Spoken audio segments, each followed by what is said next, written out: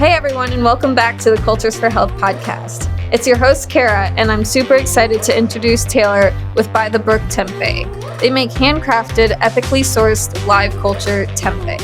And it is an extremely versatile protein source that lends itself to those who are looking to get creative in the kitchen.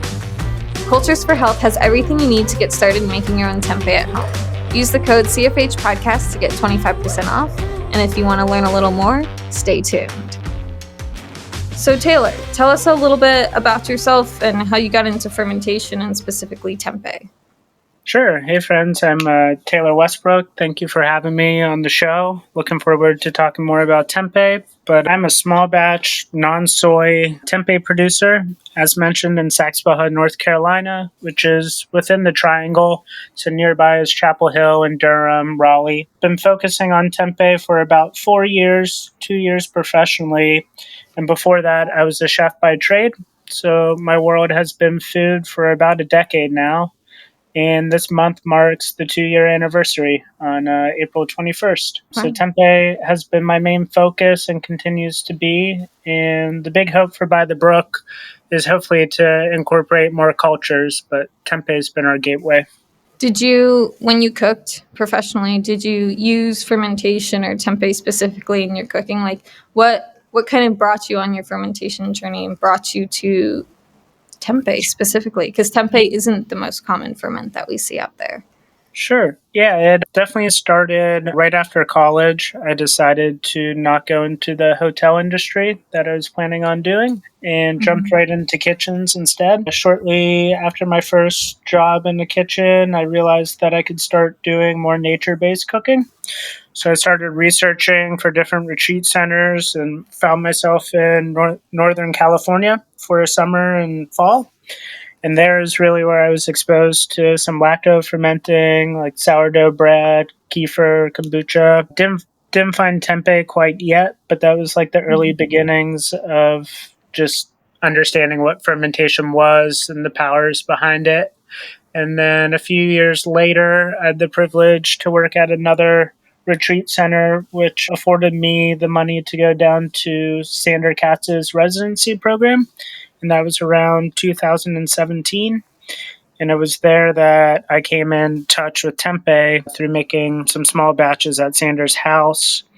And that was kind of a radical space within what I've already known of what fermentation could be.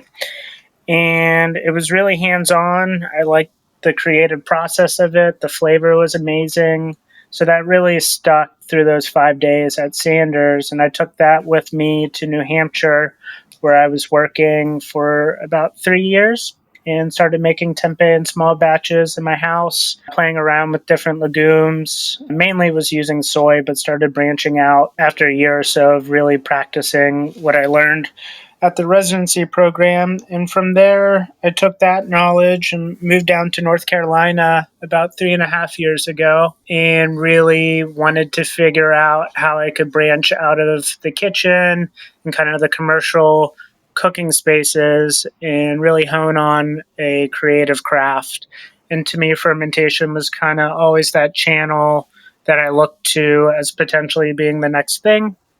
And tempeh just really made sense from an economical standpoint. It seemed to be a product that holds a lot of value in terms of how it's a protein source. It's pretty easy to make. It's affordable. So it really made sense for me to invest more time and money into that. So while I was basically where I am now, those 3 years was a real incubation phase of figuring out how to launch the business. And that took about a year to really figure out.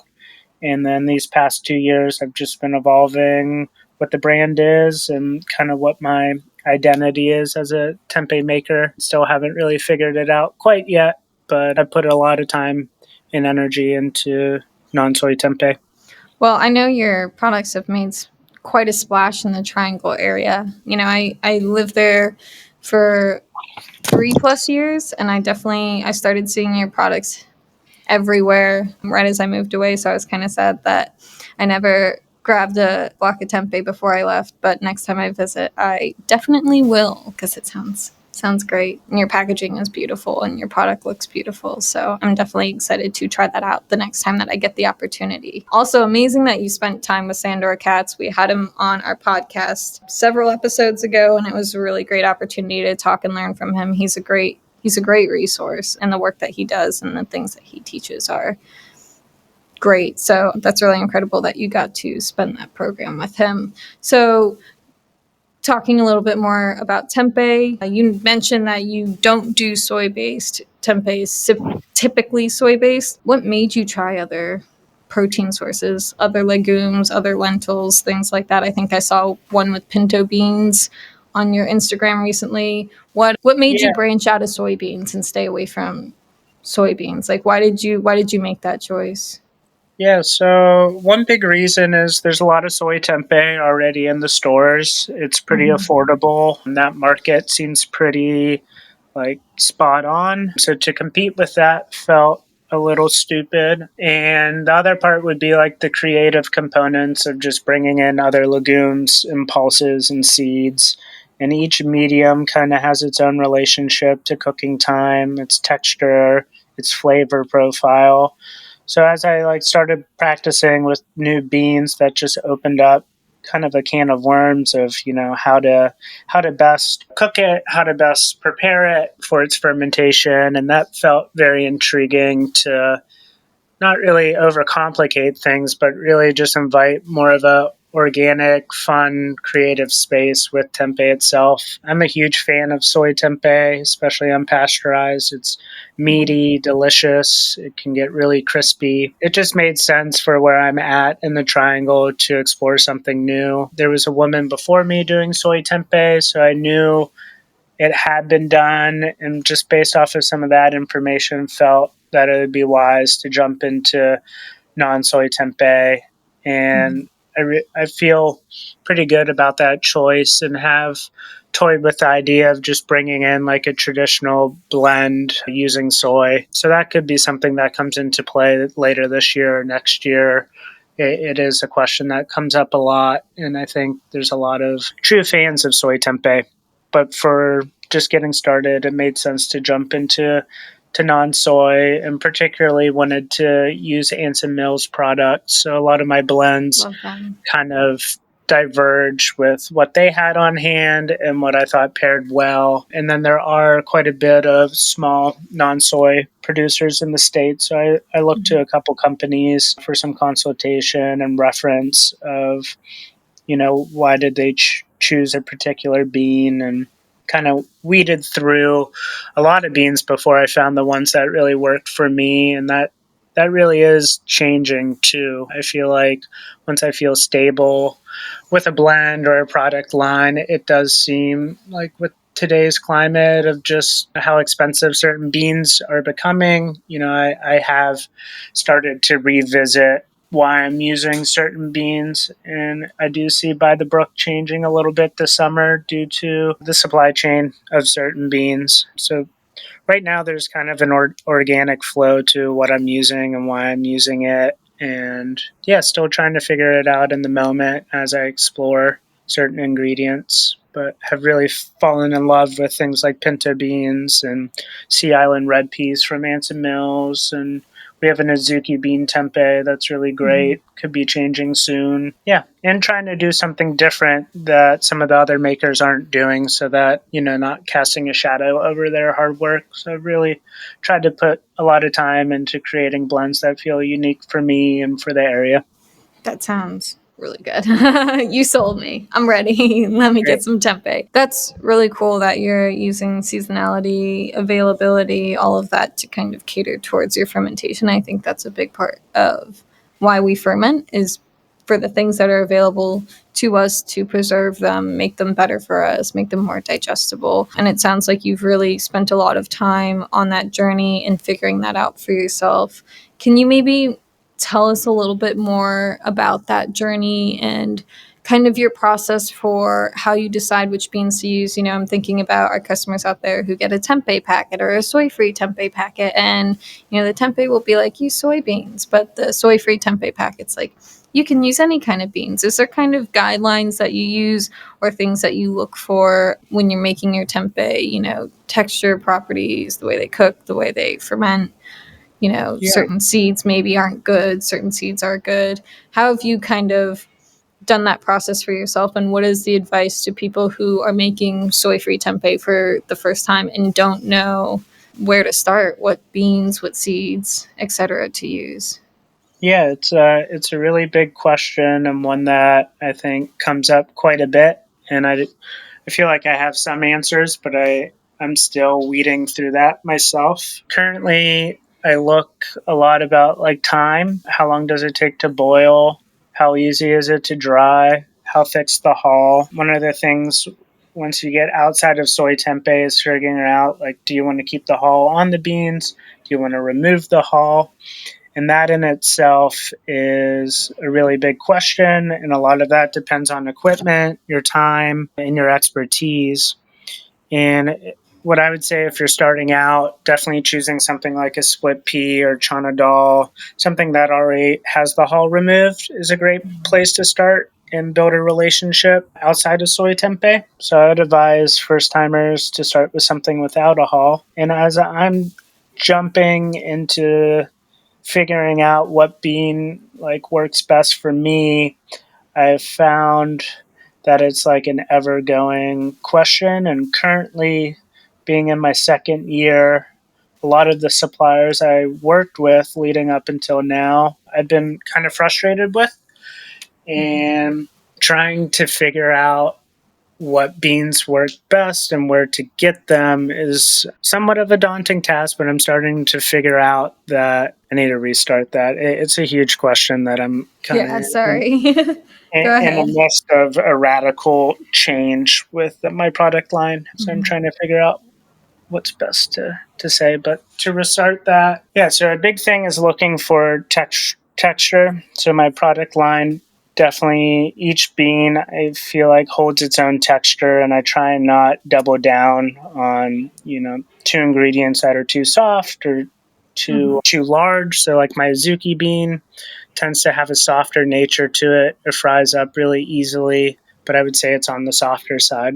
If you think of like a semi soft cheese, for instance, my pinto bean has a denser texture, which I really like for things like grilling and frying. So I tend to tell my customers that's a denser, more similar to soy in the way of its density. Chickpeas tend to have like a larger texture to them. They crisp up quite a bit. So I try and find a nice balance with how each bean can kind of be cooked a little differently, can be explained differently, and trying to create a blend that also has some uniqueness. So seeds tend to give like a nice crunch to it. They can sometimes caramelize more when they're pan fried. Sea Island red peas, for instance, I think brings a real nice earthiness. My lentils and my pea blend tend to bring a really nice earthiness and kind of meatier texture that I really like. So as I have explored more beans, I've started to get a better understanding too of the textures that kind of blend really well with my menus, particularly for like the retail stores, and finding the consistency that works well.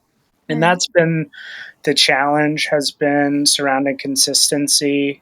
And being on the East Coast, we don't necessarily have the best access to the best millers or bean suppliers. Most of that's on the West Coast. So as I looked for like price points and food margin and some of those bigger questions you ask yourself as you start a business, a lot of those original suppliers I'm finding for the long term might not be the best. So I've really gone to the drawing board these past 2 months in particular, and starting not from scratch, but I have a new game plan, and I'm really trying to find more farm to direct suppliers and millers that have the equipment to sort beans properly and to also know the source of where those beans came from. And a lot of the companies that you'll find at like the co-op or Whole Foods, they're so big that there's a real loss of communication in that exchange. And I've found that's too big of a risk for the product that I'm making. So that's been like a real eye-opening kind of radical space that I've been in. And some of that will not necessarily be cost effective, but it's kind of the direction that By the Brook needs to head, and where I want to see the product evolve into. And not to say that the beans that I've been using are bad by any means, but it's definitely a complex space and complex idea surrounding farming and how these beans are stored, how they're processed is a huge factor that I didn't really think about in that first year leading up to it. So that's a world that I'm still trying to learn and make the best decisions for the company and for my customers. So a lot of the beans I'm choosing to are kind of directed towards what's available.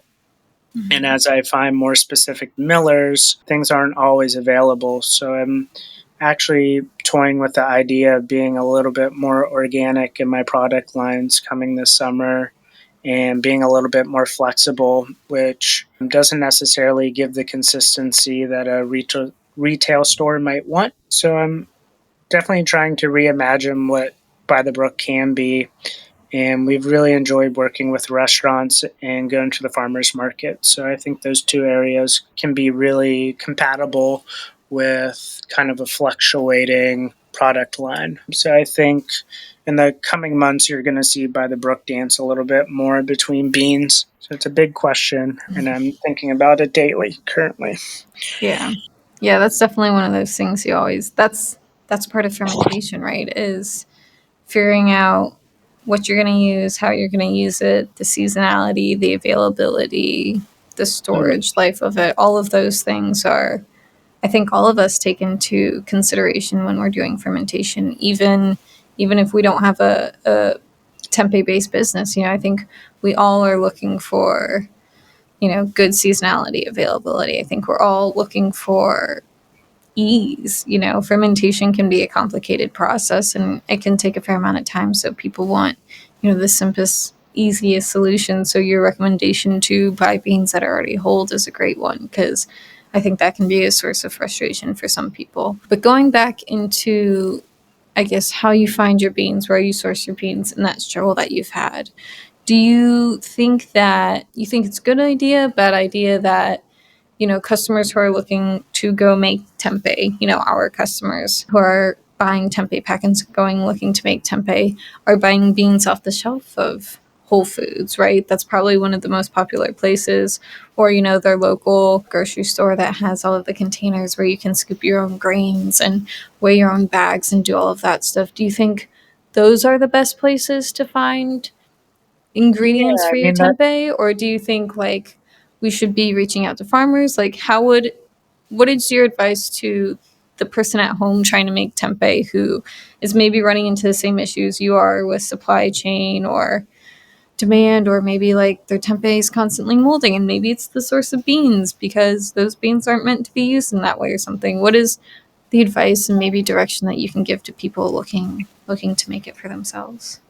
Yeah, I think using places like your local co-op or Whole Foods is a great place to start. And typically there's multiple brands on the shelves to work with. I think I wouldn't steer people away from those stores. I think that is where you should start, unless if you do have luxury of being like near Rancho Gordo or, some of the brands that are on the West Coast, then you do have more access to local beans. Unfortunately, not everywhere has those resources or luxuries.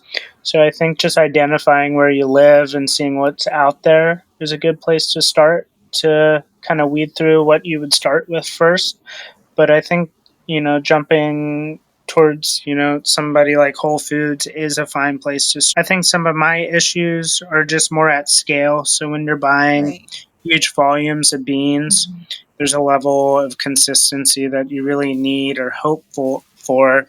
And I think a lot of the packaging and smaller packaging that you find at the stores are done to an adequate place that I would feel comfortable saying that is definitely where you should start. Just some of my headaches come at the scale and volume of beans that I'm purchasing. And I would direct people to a Facebook group that's called Tempeh Makers that posts a lot of their failures and successes, that I think there's a lot of resource groups out there that can really help identify as you explore tempeh at home. And you can run into a whole plethora of issues, not really just from the beans themselves. That's a good resource tool. And I think just jumping into those communities can really help. And I know a lot of people are putting up more like demos and classes online that are super detailed instructions of how to do it at home. So yeah, I would suggest just really looking like where do you live and start researching what's available. And if you can't get something locally, then definitely go to a store that has non-GMO, preferably organic beans, and start from there. That's all really good advice. I think that's kind of the most common advice we hear is if you can find it local, find it local. But otherwise, co-ops, Whole Foods, those kinds of places are definitely great places to find some of more maybe eclectic products that we're looking for, like alternative beans and whatnot. So great advice for sure. You mentioned that tempeh group, tempeh makers, and you said people post about their failures sometimes. Do you have any good stories for us? Do you have any failures that were really a teaching lesson for you, or any beans that you've used that are constantly an issue for you, lentils, whatever, that are constant issue for you that you're kind of just like, hey, you should probably stay away from this. Can you give us any advice? Tell us any good stories, maybe? Yeah, I mean, starting off with soy tempeh, didn't have too much issue with just playing around with soy. It's really as I invited other new beans. And I think one of the tricky parts is like, are you going to basically a lot of the text suggesting how to process soy tempeh, people will mirror that to the next bean of choice. And that can work, but you got to really figure out, do you want the hull on or do you want it off? And say if you want the hull on, then you need to figure out how do you expose the core of that bean to take on the mold. So a lot of the text can kind of confuse the person trying to make tempeh, and I suggest a couple books that would be really good. The Book of Tempeh jumps really in from like a soy lens, but there are parts that play around with different legumes. And then Miso Tempeh Natto, I feel like, has some good instructions that will kind of give some clarity into the direction you want to go. Because as you jump into it, you need to identify your space. And I think space was a hard thing to start out with. Figuring out where do you want to incubate it, where do you want to create the right environment in your home. And when I first started, I had a small like bedroom that I did everything in that bedroom because I had multiple roommates. So figuring out just kind of what's available to you, figuring out the temperature, which is key. And once you have the temperature down, it's really creating a harmonious environment for the bean to grow its mold. So it needs some breathability. It needs some like wiggle room for it to off gas. And I think what I find a lot of people run into trouble with is creating an environment where it suffocates itself. A lot of people have tried like the crock pot method or Instapot method. So looking towards like tempeh makers, you'll definitely find how people are doing it at the home scale, whether if it be like a cooler or an old like wine fridge that's been converted. So that was like one area that took a little while to figure out what was the equipment that made sense for me at my home, at my environment, which when I started was in New Hampshire, so it was quite cold. If you're in Florida, you might make different decisions where you could honestly ferment the tempeh just in your kitchen at the right, elevation on some shelf. And you might be able to get away just making tempeh with the ambient temperature. So figuring out your environment is a good place to really start. And then having the right fan system and the right drying system and not short selling yourself on that. Having dry beans to handle and to let the mold grow is definitely one of the areas that people get hung up on, and having too wet of beans. And that's probably one of the bigger challenges as I jumped into other legumes. Each bean can absorb water differently. the way the hulls kind of stick to that moisture. And as you decide to like scale up, you might be able to make a couple pounds of tempeh really well, 3 to 5 pounds or something. And then you decide, hey, I want to scale that up and start making 10 to 15. And as you incrementally like kind of advance into more tempeh, those same scenarios that gave you trouble months ago will start coming back. So figuring out, what your space can really hold.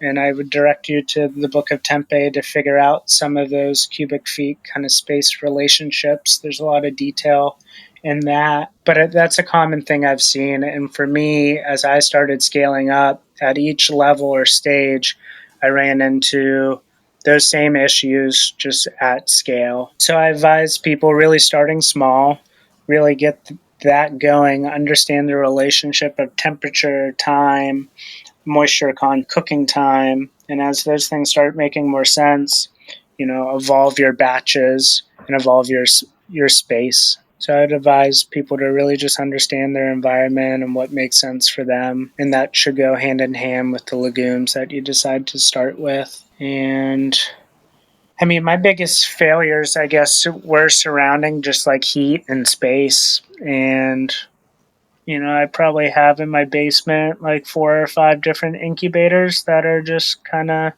dead, waiting to be used for something else. So there was a big dance early on as I was committed to the idea of trying to make more tempeh. And yeah, a lot of investment of just figuring out how my tempeh is going to breathe and grow really well. And that's where a lot of my like failures were in the early beginnings, and kind of like the chicken before the egg. Like I definitely had this big dream and idea, and there were months in a row where I was running into interesting obstacles, and it takes a lot of time to understand the relationship of each bean, and it can get confusing as you branch out of just soy. So sticking with soy or things like split peas, I think are a really, really good place to start and understand the relationship of tempeh making. And once you get down the temperature and space, it really does become quite easy, and kind of becomes like sourdough, where you're feeding your sourdough every day, and there's just a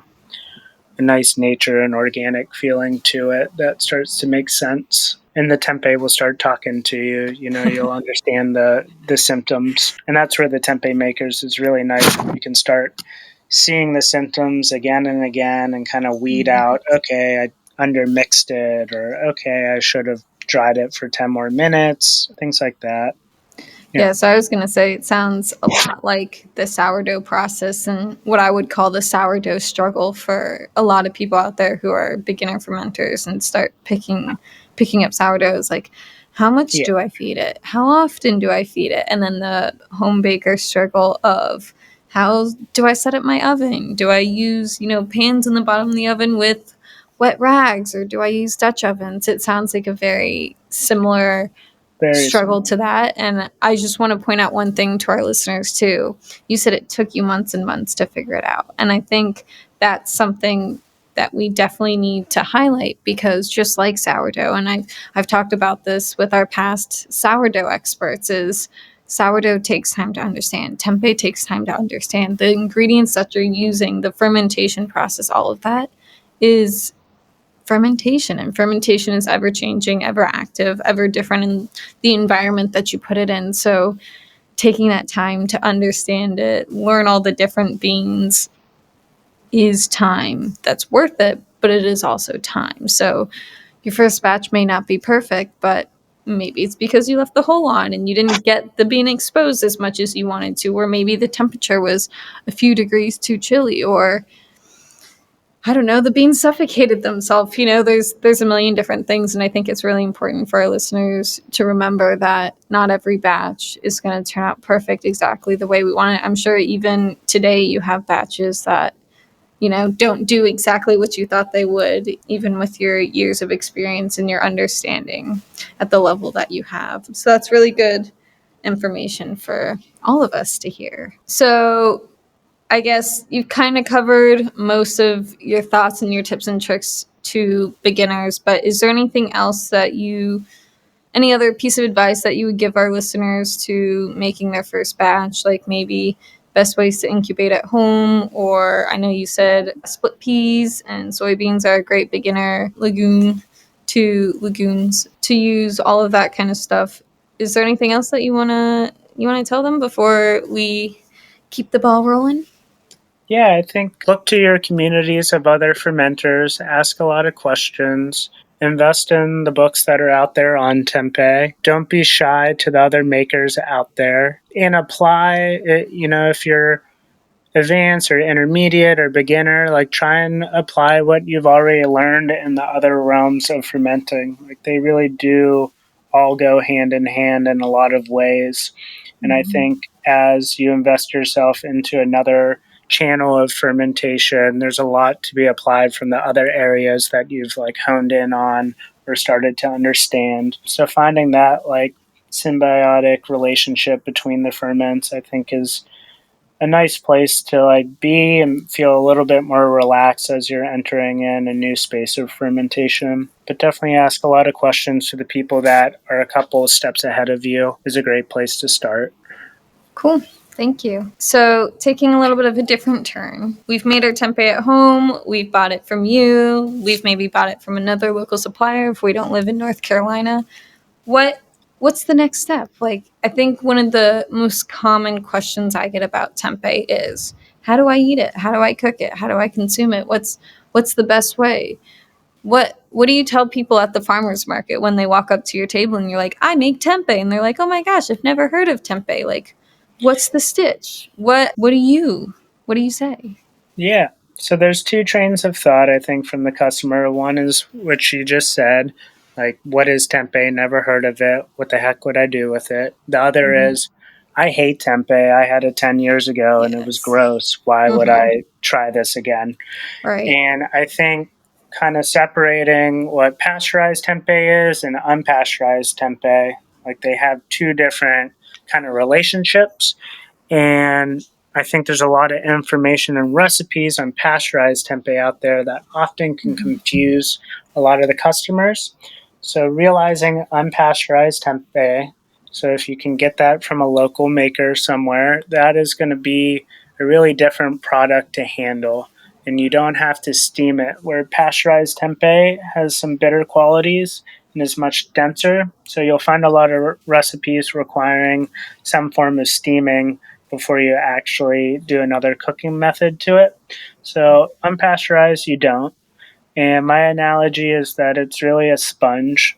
So if you have the time to throw some flavor at it in the same way that you would with tofu, they kind of go hand in hand. Tofu is a little bit softer. Unpasteurized tempeh, you have the texture of the bean, so it's a little heartier, a little denser, but it is light, fluffy, and spongy. So if you put a pre-marinade on it, it's going to absorb those flavors and kind of get you one step further to having more complex flavor.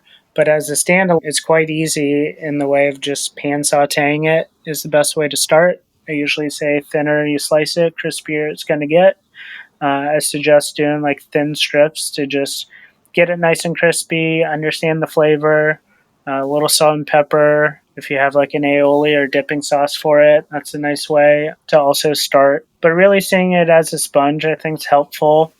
I think applying two methods to it is really helpful. So brining it or marinating it and then applying heat to it, I think is very helpful. But it is really straightforward once you get past the idea that this is somehow like some crazy foreign food. And I think really trying to tell my customers that you're like handling beans. I think with like lab meats and things, like there's a lot of misconceptions out there, or I think people are walking to my booth sometimes thinking they're going to get a different texture than just beans. So it's soft in nature. You'll get some creaminess. You don't want to obliterate it with like, you don't want to just throw it into a chili 2 minutes into simmering that chili. It's going to dissolve and kind of implode. So realizing that it's a bean, I think is very helpful to how you want to use it in your cooking. And I find myself using it as like a garnish on top of the chili, or folding, crispy tempeh into a salad. Yeah, and pan frying is always that. Pan frying or shallow frying are going to be the two easiest ways, but you can throw it in your air fryer. I have tons of customers that really enjoy it that way. And I really suggest my customers to love beans if they want to buy my product. I think that's an important part. You really got to love beans or have curiosity or interest in beans. And this will give you a little bit more of a floral, fungal kind of funk to it, which some people are taken back by, but other people fall in love with the idea that tempeh can taste like something. And I think a lot of people that tried tempeh in years past have a lot of experiences with like really bland, dense, bitter tempeh. Yeah, so that's my best advice and kind of tempeh cooking in a nutshell. And I guess the other part too is there are kind of endless possibilities, I think, with what tempeh can be in food, and just really understanding its texture as you cook it more will, I think, allow you to explore things like dumpling fillings or mixing it into an omelet. I really do think it's a powerful ingredient for somebody to use in their cooking and can be layered in so many different ways. It's just finding the point in which you will add the tempeh to the dish and not wanting to overcook it or make it too soft. And I think that comes with just a trained cook or somebody that really enjoys cooking to think about it from those perspectives to really like get the most out of the tempeh. But the easiest way is just pan frying it and throwing it on a sandwich, and most people should be pretty happy with that.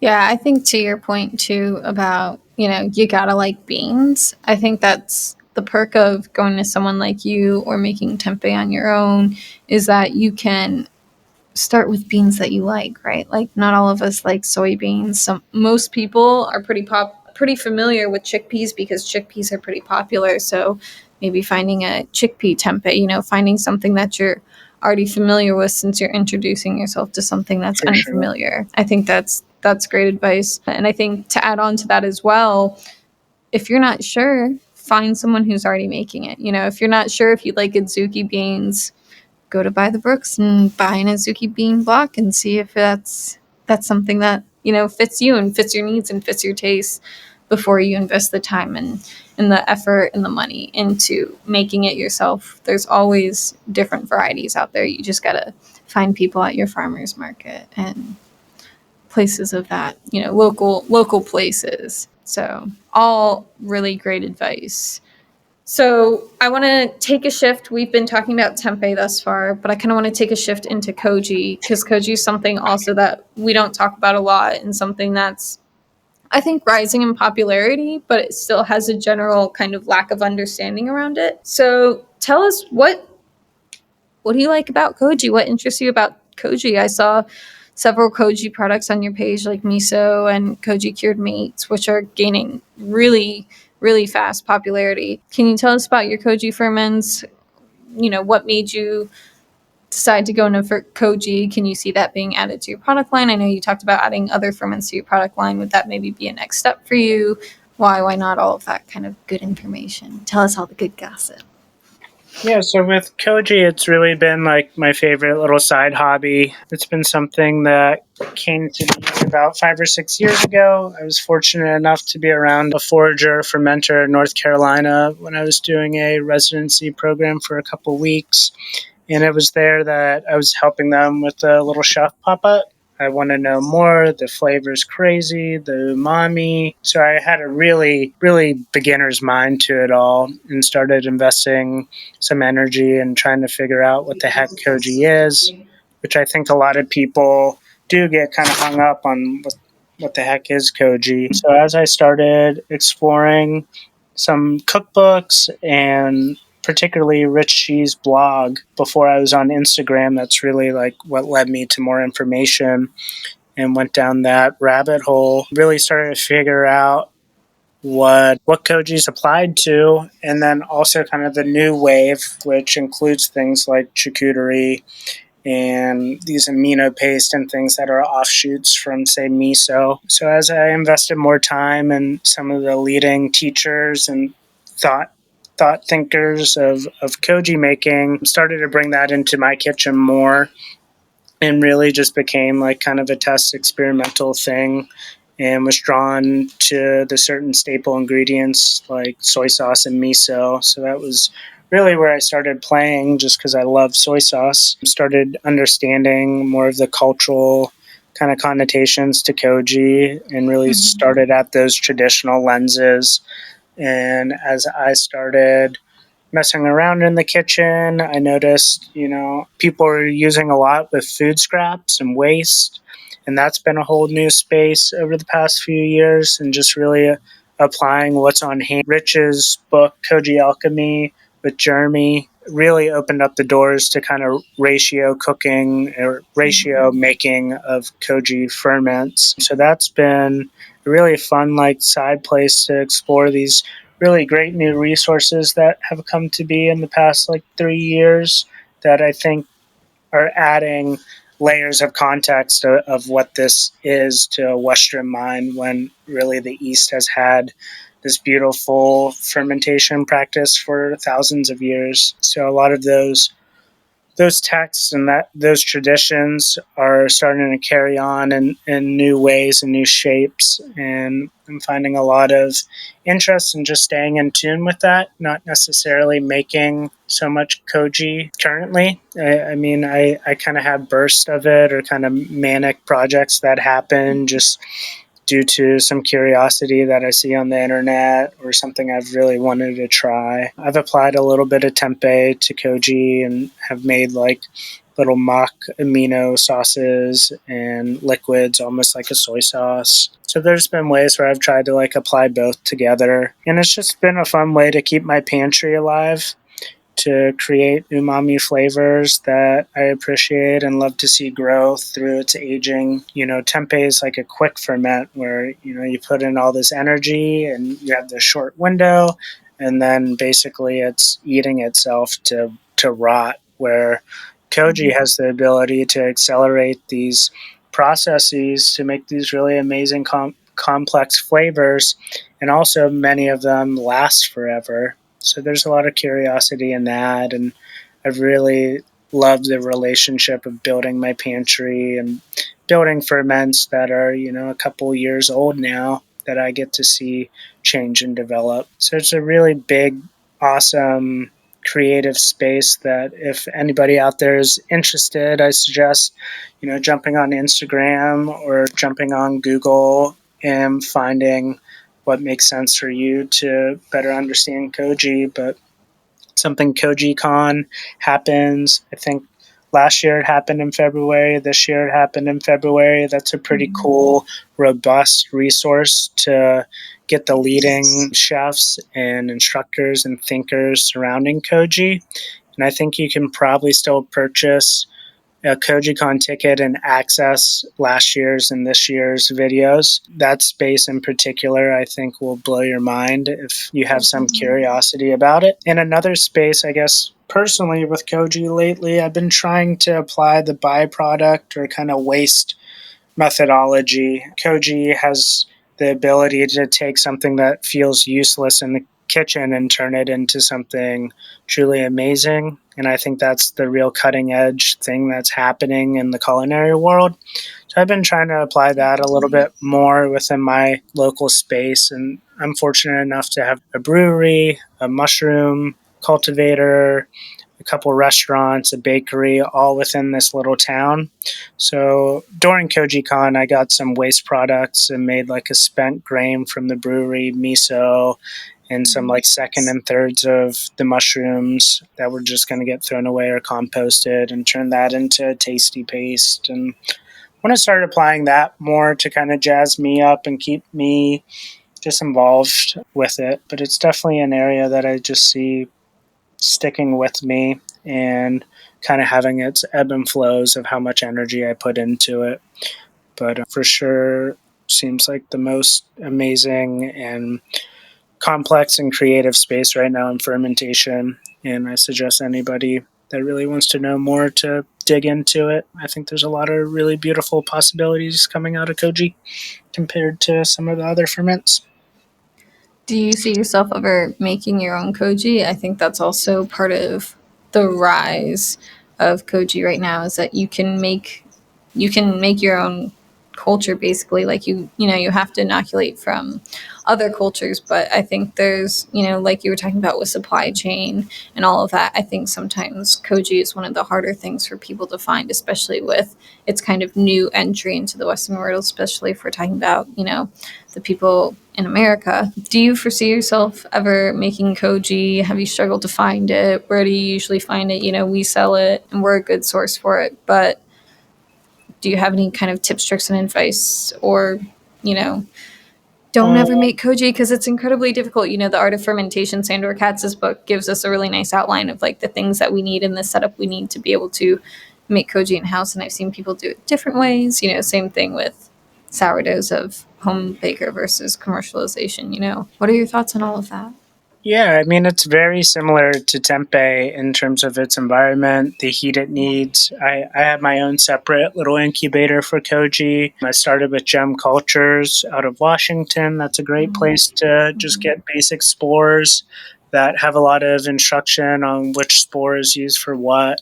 They have tempeh or natto starter as well. So that's a good place to start. And then there are some other suppliers, one in Japan that a lot of people are using, that is basically an encyclopedia of different spores used for specific uses. But to really start, I would say look at Gem Cultures or you guys to find some awesome spores. And it's the same kind of principles as tempeh making. You want to hold a specific temperature.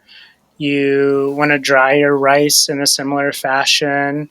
You kind of want to babysit it in a similar way. It has about like a 42 to 46, 48 lifespan that you're trying to harness the mold onto the rice using pearled things. So, hull-less rice or barley in the same way that I was suggesting, using like chana dal or split peas is really where you want to start. Pearl barley tends to be pretty easy to start as well. That's kind of what I end up making typically when I'm at home, is barley koji. So I think that's a good place to start. And Koji Alchemy is a great text for it. Art of Fermentation does have some text. Miso Tempeh Natto is a great book for it. Yeah, and then like Koji Con, there's like how-to demos. If you go on YouTube now, there's quite a bit of information and videos that are now really showing you the life cycle in each stage. I find the process really rewarding too, and the smells that come out of it are pretty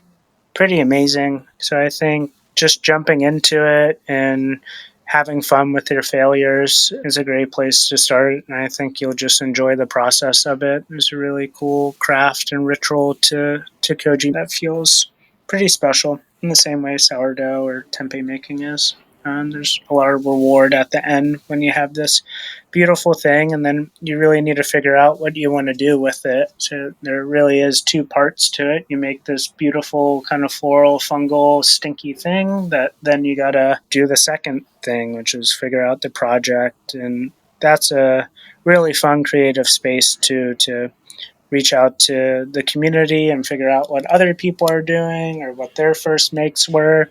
And I suggest miso is the best place to start versus, say, like soy sauce or garums. I think miso is a very practical, super useful place to start. Really high salt percentage too, so the failure tends to be minimal. Yeah. So I think a common theme of everything you've been talking about is consult the community, consult the books, talk to the people around you, talk to the people who have already made it, look at Instagram to get ideas. I think one of the big things that I've seen recently is this hashtag Koji Builds Community. Can you maybe tell us a little bit about that and why you think community is important in fermentation, and what benefits seeking your community and looking for, Facebook pages like tempeh makers? How does that play a role into someone's everyday fermentation process, or who they are as a beginner fermenter? What is the importance of that sense of community, and how it plays a role in our fermentation world? Yeah, I think the tagline Koji Builds Community is a really big, beautiful, dreamy idea that has a lot of respect for like the times right now that we have this luxury of connecting around the world at different places with different people with expertise, that really creates an amazing incubator of knowledge and thought sharing that 20 years ago, 30 years ago, we didn't necessarily have. And looking to some of those makers, like, it could be pretty lonely just kind of being in your own space, having to navigate how to make these things with limited text. And I think there's a lot of amazing companies that are still around from that era. And now we're in this beautiful space where we can share really amazing knowledge and help people feel not so lonely in these spaces. I think that's one key beautiful part that Rich has really invited, is how do we build these bridges and how do we create conversations and not like challenge other people, really create a space that feels safe. And I see Koji in that space as being one of the best in the fermentation community, of just inviting people from all walks of life, from all different levels of a skill level in terms of fermenting. And there feels to be like a blank canvas too in it, where a lot of people are just expressing themselves through their makes and applying, years of culinary experience. And they just found out Koji and then, applying that essence to it. And I think Koji Builds Community really invites these creative play spaces that are trying to mirror, the power of what fermentation can do. And Sanders' book, Fermentation as Metaphor, there's a lot of curiosity, I think, now as we're kind of evolving in these spaces to see how do we apply these thoughts and techniques to our daily lives, and how do they like reinforce our health and happiness. And I think Rich's mission is to really invite health and happiness and connection. And I think the best way he's figured that out is through Koji and sharing knowledge without putting a price tag on it and without connecting necessarily money to it, or these mentalities that I think most of us have been shaped with from an early age. And I think fermentation is a lot of bartering and trading and sharing. So that tag to me really just invites the limitless possibility of sharing within fermentation. And I'm so excited to be a part of it and have a little voice in it. And I really do suggest people following Rich's work and just going down the Koji rabbit hole. There's just a lot of amazing people in a place that I feel is rewarding just to listen and feel inspired by and apply to the things that feel relative to you, to your space and your personal lifestyle. It doesn't have to be you actually building an incubator to make Koji, but it can really just be a metaphor for your life of how you want to walk and act and share in this world. So I think it's just a really robust area that is highlighting the potential of where we could be as a society and culture, particularly here in the States. And yeah, it gives me hope. Koji gives me a lot of hope. Yeah, and I think the most important thing that you highlighted there is that you're not alone. You're not alone in your fermentation journey. I think people find fermentation so daunting because they're so new to it, but that was a really good reminder of we do have these communities and we have these resources and we have these people pioneering and leading the way, and just sitting and listening can sometimes be the best way to pick up that information and get you started on your journey. So going in hand with that, I think finding how that fits into your everyday life and how where you fit into the community and where you can fit fermentation into your life, I think is one of the biggest things that our listeners struggle with, is because a lot of people think that fermentation is a very time-consuming process, not realizing that most of the time that fermentation is that you're spending on fermentation is really it just sitting and kind of doing its own thing. So can you maybe talk to us a little bit about how you fit that into your everyday life and how you've found yourself a part of the community, but also just found a way to fit fermentation into your life? I know you said, you're a chef and it kind of came naturally to you, and now you have this business.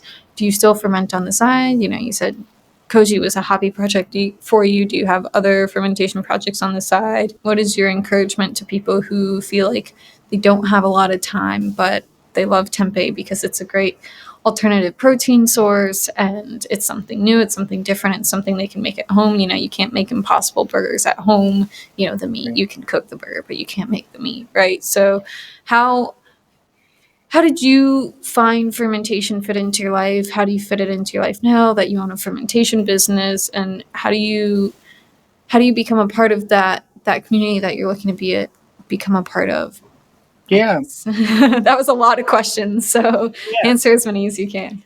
I think a good starting point, or if I kind of go back to a lot of like the first intrigue of fermentation, or like as I saw other people doing it, that brought up, oh, could I do that myself? Figuring out what inspires you, like what flavors and textures and things do you love, and then figuring out if that's actually like a fermented product. And for me, I try to simplify, and I really like invested a lot of time in hot sauce in the early beginnings and really loved hot sauce and loved peppers. So that was a great like vehicle to like make me feel comfortable, make me feel a little confident about just trying and starting. And I'm trying to apply that on the daily here. I think it's pretty hard when your whole life is dependent on tempeh now. So I really find right now a lot of manic spurts.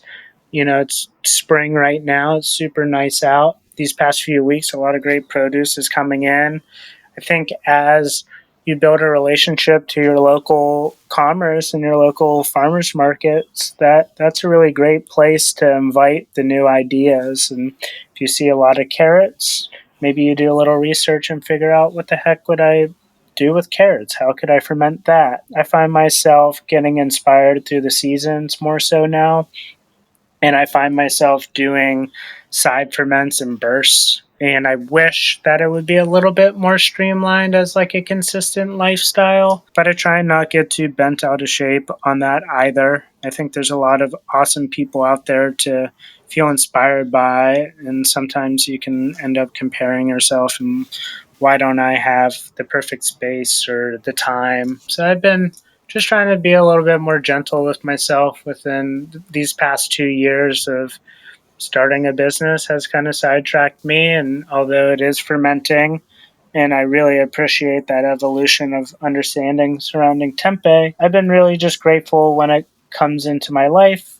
And I tend to find that it's really with the seasons at this point. And like Koji Con was a good example to like get jazzed up about Koji. So I started doing some Koji, and I find myself kind of just weaving in those seasonality kind of energy bursts. And I would have to think when peppers are in season, I'm going to convince myself to make a lot of hot sauce and, you know, be stoked on that, you know. And I think if I start having a family and kids, like that's going to relight a fire of, you know, what am I fermenting and why? Maybe I'm making more yogurt at that point or something. Yeah, and then looking to the people around you and how those people influence you. You know, maybe you have a really awesome baker down the street where you can go in and help volunteer or something and get more curious about. Yeah, and then just like the climate and zone, I do think kind of reinforce what you're going to ferment and why. So I've definitely tried to like grab hold of things that kind of just make sense for where I'm at here.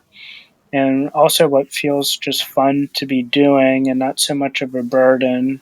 I do feel like that's a characteristic of fermenting, or like a symptom, is you get all jazzed up, you get all this information, you're like putting a lot of time, and then you start getting stressed about doing it. So I've tried to kind of tone back the fermenting from a consistent standpoint and just being kind of grateful for when it comes into play and when I feel like I truly have the time and appreciation to do it, and, you know, putting in that love versus I got to do this because I bought 20 pounds of turnips and now I have to do it. And I've tried not to set myself up with those challenges just because my time's limited. But, you know, now with the world opening up more, there's community gardens, getting engaged with that, because obviously people have then a plethora of a certain ingredient, and then you got to be like an investigator to figure out what to do with all the radish greens or what to do with all the Napa. And I think as as you invest your time more into farming and vegetable growing, your fermentation will start to skyrocket in certain beautiful ways because you have this abundance. Now you got to figure out, and that becomes very primal to the reasons why fermentation happened in the first place. Yeah, so I think that goes hand in hand. Grow your vegetables and fermentation will start making that much more sense too. Yeah, and also figuring out the flavors that you love, I like spicy food, so I tend to go in a spicy direction a lot of the times when I ferment. Yeah, that's some of my advice. Yeah, I think that's a really good point of cater to yourself and your needs. And I feel like that's kind of been a theme about what you've been saying, especially when choosing your beans and all of that, is really cater towards your needs. And that's the benefit of making these products for yourself, is you can really make it your own and make it to your own flavor. So it's all really good stuff. Is there any last tips, tricks, or advice that you want to share with everybody? Yeah, one thought that's been coming to mind is as you jump into these things, you're going to have failures. And there's a lot of times where the failures actually are still successes and where you can often use them. Like each ferment has a timeline or a life cycle. If you're getting into lacto fermentation, sometimes you let your vegetables go too long and they become super soft, but like that can be blended up and used in a different way.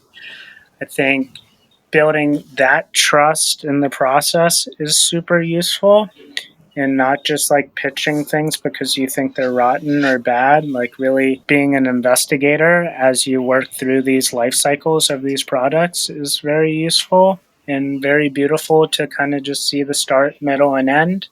And as you start looking at it from that place, you're definitely going to start understanding more of the relationships to the temperature and to the ratio of like salt. And I think that's really important to just see the life cycle through and really taste as you go to understand things as well is super key. I think not beating yourself up too much in the process and being gentle with yourself and just finding that one place to start, that one thing that feels super inspiring, I think will make it feel a lot less daunting and be a great gateway for you to gradually just start pulling in other things. So simplifying it, I think, is a great place to start. Yeah, and asking questions and just finding people that feel safe to embark on the fermentation journey is really critical, I think, for like the longevity of keeping these practices alive. You really got to be engaged with other people, I think, for it to feel rich and for it to